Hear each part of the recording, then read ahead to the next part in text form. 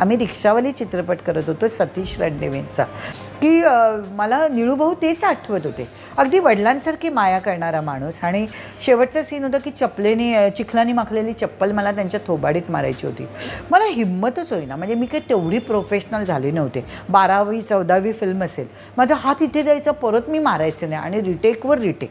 शेवटी निळूभाऊनी मला थांबवलं. सगळ्यांना लक्षात आलं की ही निळूभाऊंना चप्पल मारायला काही कबूल नाही.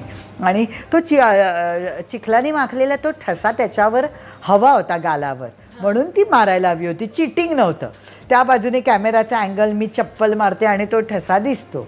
आणि मी म्हटलं, निळूभाऊनी मला बाजूला घेतलं, का अगं आधी तू ज्युनियर आहे, मी खूप सिनियर आहे वगैरे, डोक्यातून काढून टाक. असं समज, मी पैसे घेतोय मार खाण्याचे, तू पैसे घेतेस मारण्याचे, एवढं कर. आणि अगदी बेलाशक एक चांगली ॲक्ट्रेस म्हणून मला शॉट दे.